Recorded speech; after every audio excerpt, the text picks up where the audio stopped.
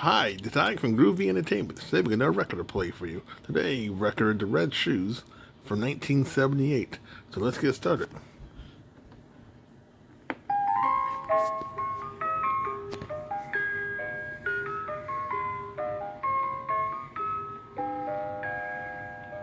How could a pair of red shoes be special?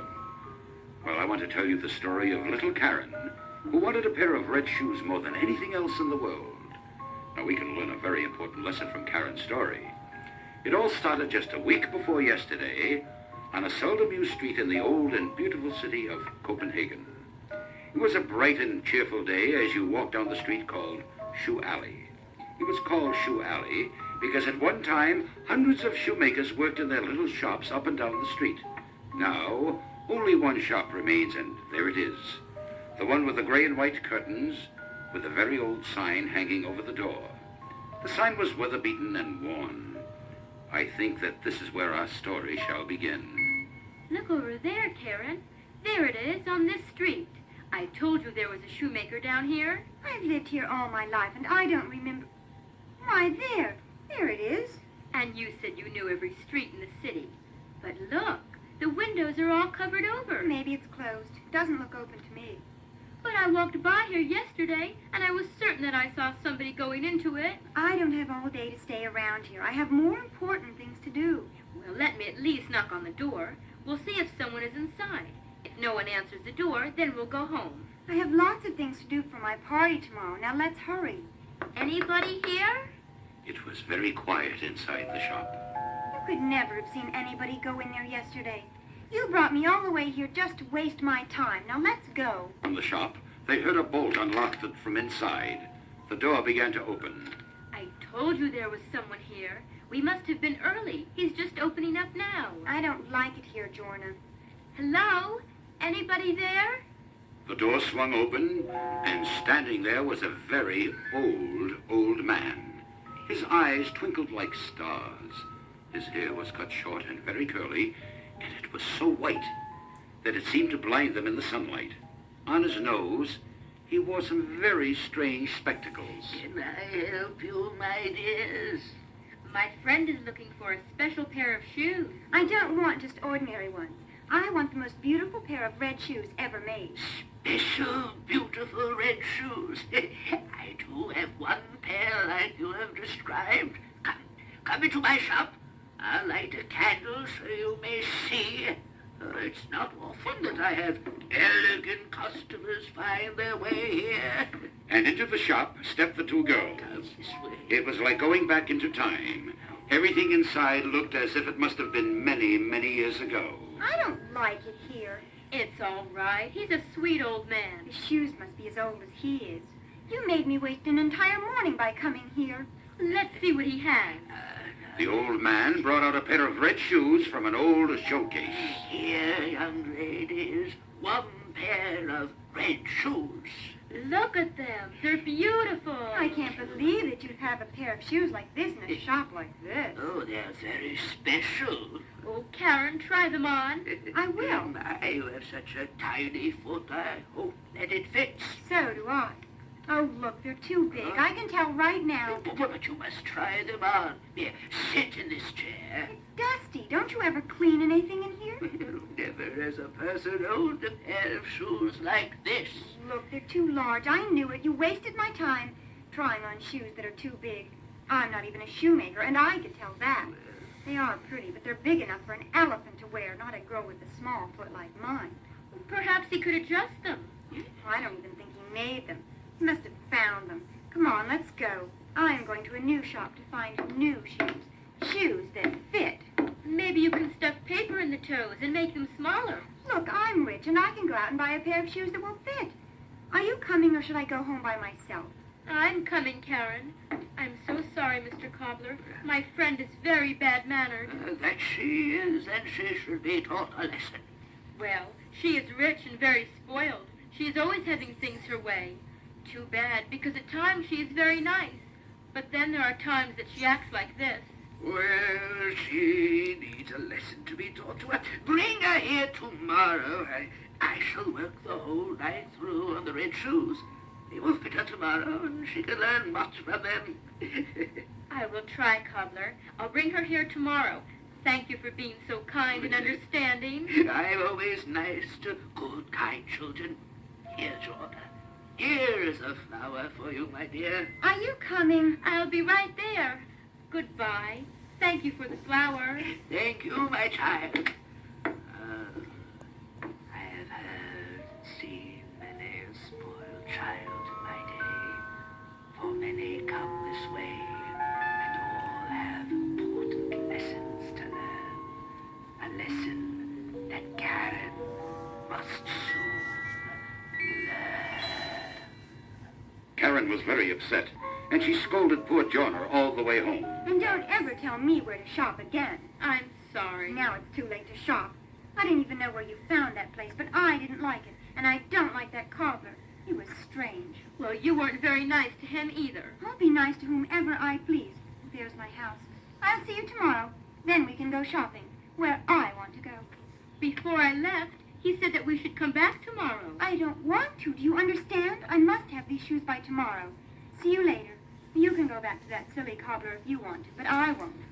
And Karen ran the rest of the way home, leaving Jonah to walk the few blocks to her own house. When Karen opened the front door, she found that no one was at home. So she went right upstairs to her own room. She then went to the closet and opened it. As she did, hundreds of red shoes, all worn through, fell out of the closet. What has happened? Karen backed away, and when she looked again, the only thing that was on the floor was her old rag doll wearing an old pair of shoes. Oh, I must have been thinking about that strange cobbler, and that made me think I saw all those shoes. Oh, well, I'll go to sleep early tonight so that I can go out the first thing in the morning and buy beautiful shoes. So right after dinner, Karen went to sleep. She was very tired, and as soon as she shut her eyes, she fell into a deep sleep. You're right if you think that all she dreamed about were red shoes. They danced all around her. They danced and danced the whole night through. Meanwhile, at the shop, the old cobbler was not sleeping. He was at his workbench, looking at the sparkling red shoes. The girl said that you did not fit. But by morning you shall fit as if you were made for her. Then the old man placed the shoes in the center of the work table and sprinkled some red dust over them. Shoes began to move all by themselves. Yes, red shoes come to life. Change your size, grow small. 1, 2, 3. The shoes began to shrink down one size, then another, and still a third time they changed. They looked like they were now a perfect fit for the spoiled little girl. Soon you will have another little girl to teach a lesson to. Then the shoes began to move all over the work table. They danced from one corner to the other. Faster and faster they went, till it was nearly impossible to see the shoes. They were moving so fast. Dance faster! Oh, how beautiful you are, my dancing red shoes! Soon all that was seen was a blur of red color moving all around the work table. Then a ray of light from the morning sun shone through a crack in the shop window. The ray touched the red shoes, and they stopped dancing. I see you are ready for your visitor. I'll put you up on the shelf. How fast the night came and went. I'm not even tired. The cobbler placed the magic shoes high on a dusty shelf. There. They shall be safe there till the girl comes for a visit. Oh, but I am suddenly quite tired. I think I shall go back to my room and take a short nap. And with that, the cobbler went to his room and lay down on an old feather bed and fell sound asleep. And as he slept, he began to dream of a day so long ago when he was a little boy and met a special maker of shoes. I want to buy a pair of shoes. Can I buy one? How much money do you have? Look, he's too poor to buy shoes. He's a poor boy. Look, I have all the money. Sell me shoes. Oh, but it's my mother's birthday, and I saved 3 coppers to buy her special shoes. 3 coppers? That's not enough to buy the laces for the shoes. Which pair would you like to see, little boy? Don't waste time on him. Wait on me. I have lots of money, see? You and your money do not mean a thing to me. I like That pair of shoes, the green ones. Do I have enough for them? You do. There they are. They are only 1 copper. Only one? Oh, then I can buy her a cake, too. You are a good boy. I want to be a cobbler just like you when I get older. You want to be poor?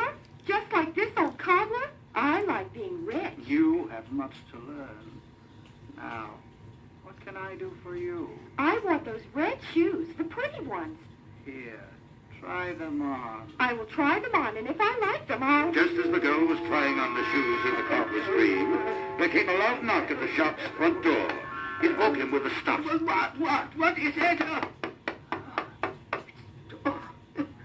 was dreaming about the time I first saw the red shoes when I was a little boy. Wait, I'm coming!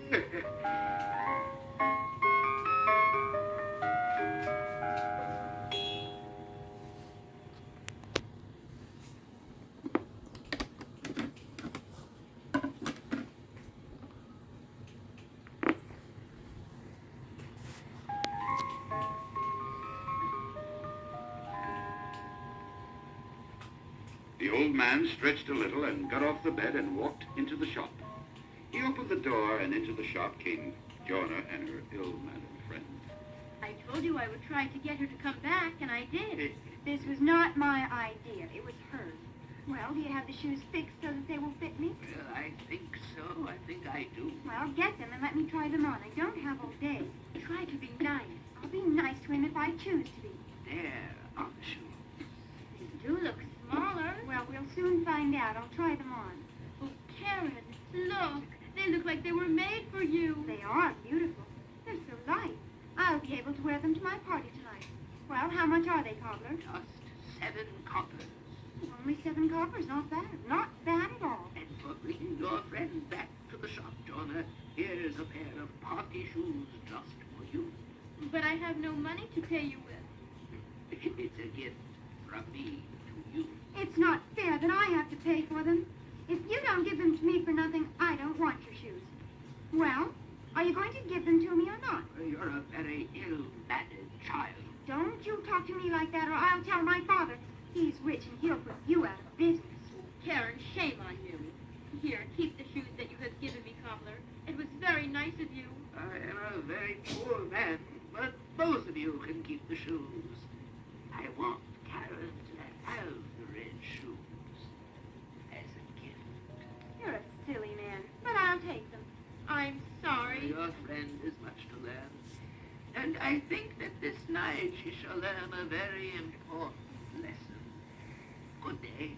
Goodbye, and thank you. Lovely red shoes. Are so red. Do your work. And with that, the two girls ran out of the shop.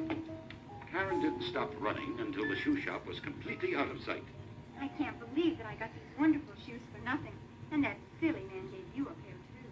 He was nice, and you were so mean to him. You should be ashamed of yourself. Don't tell me what I should or shouldn't do, Miss Goody-Good Shoes. He was only a silly cobbler. I'll be nice to whom I want to be nice to. If I were nice, he would have never given me these shoes. Look how they sparkle in the sunlight. I can't wait till I get home tonight and wear them to my party. And if you looked very closely at the shoes in the box, you might see them move just a little bit. Soon the girls were at home. Joanna was planning to stay at Karen's for the day, right up till it was time for the party. The servants in the house were decorating every room with balloons and streamers. In the kitchen, the cook was making all kinds of good things to eat, including a birthday cake with pink icing. And at the very top, for no special reason, the cook had placed a candied pair of little red shoes. Strangely, they looked like the pair Karen had brought home with her. I think it's beautiful, don't you, Henry? I do. I think Karen will be happy with her cake. And the red shoes at the top. Why did you choose them? I don't know. Karen's always talking about red shoes. I thought she'd like them.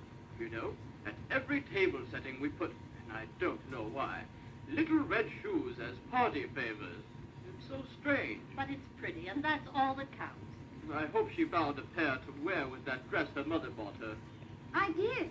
I have them here in this box. Oh, the cake is beautiful, Cook. But I thought it would be bigger. Oh, and the top. I do like the red shoes. This will be a party I shall not forget. I hope not. You should remember your 16th birthday forever. I will. You know, I found the most beautiful pair of red shoes ever. You did? I'm very happy for you. Then you will be able to wear your new party dress tonight. Joan is upstairs sewing her old one. She's so poor her mother wouldn't buy her a new one. But I have a new one and I have new shoes. I'm so happy. I'll be in my room getting ready for the party.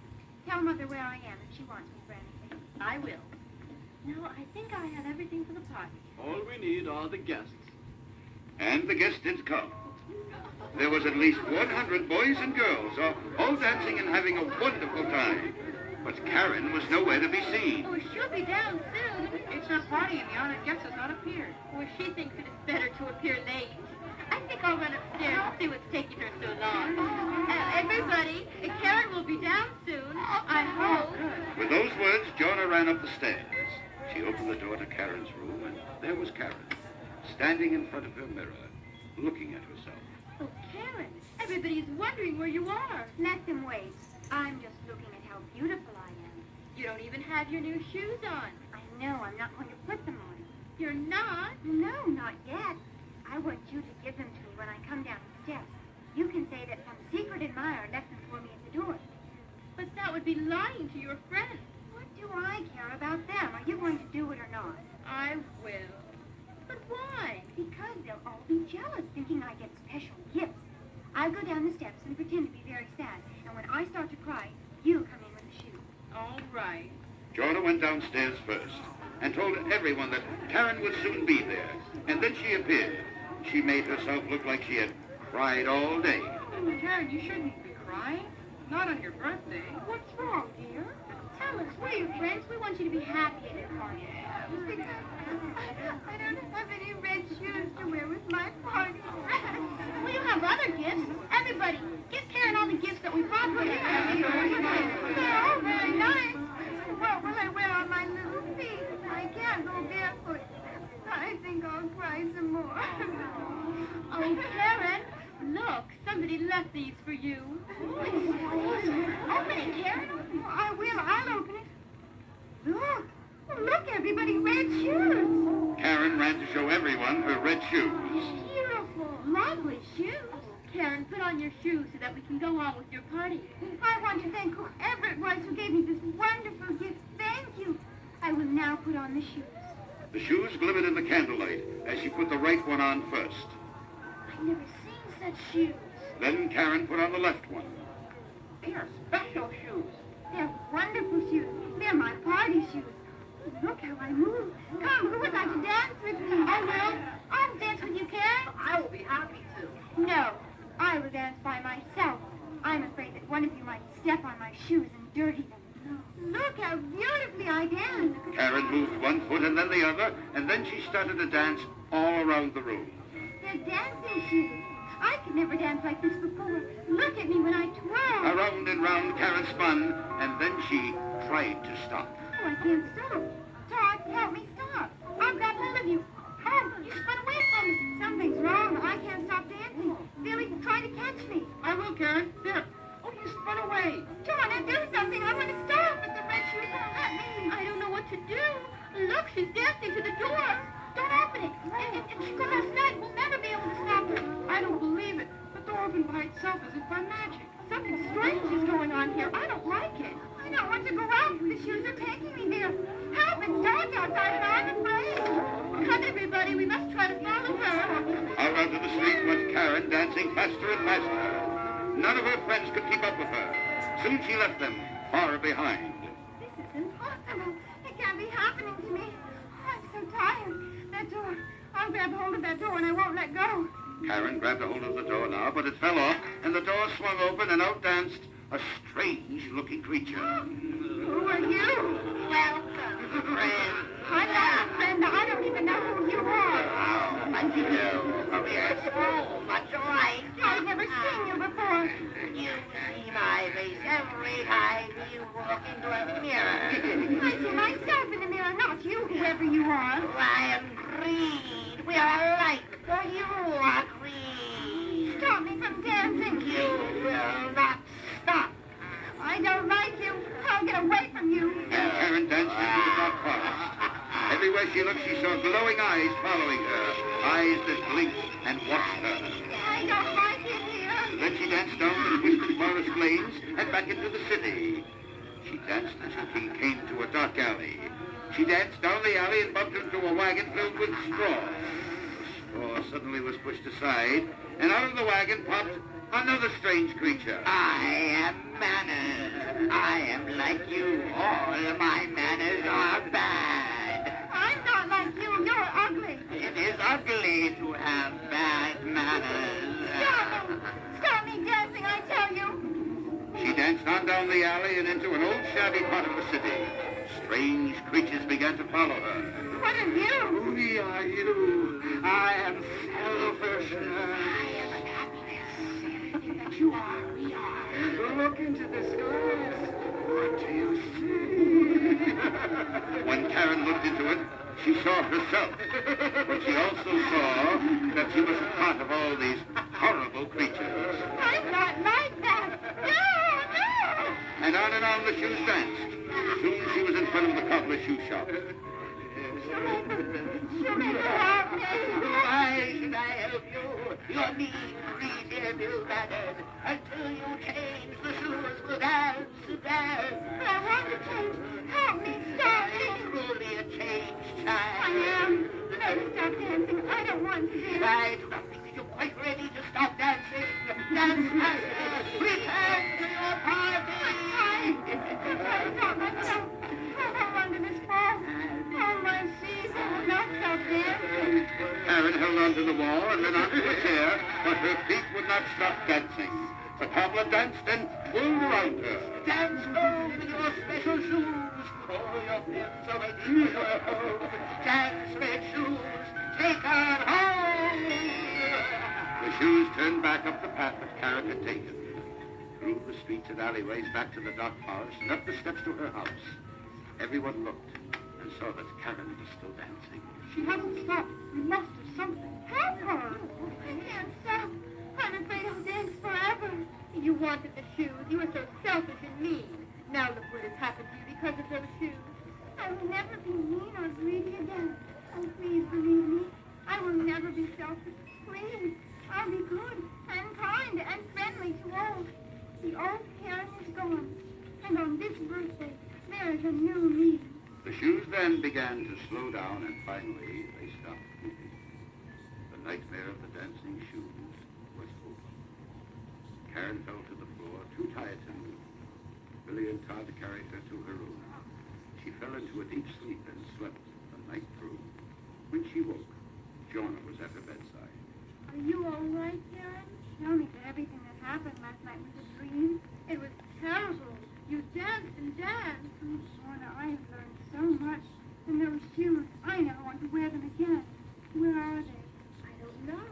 After you stopped dancing, they fell off your feet. I haven't seen them since. I will never forget them or the lesson you taught me.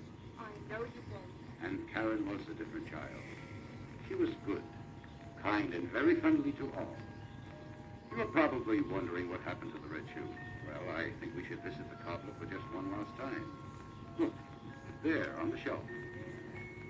Red shoes are back, waiting for another spoiled, selfish child to come this way, wanting a pair of special red shoes.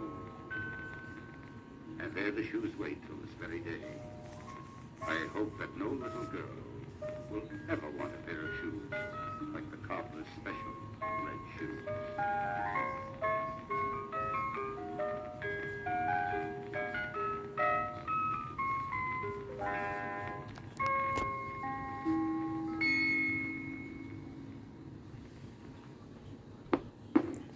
So, that was the Red Shoes for 1978. So if you like, subscribe, share, and comment, and have a groovy day with another video coming out real soon.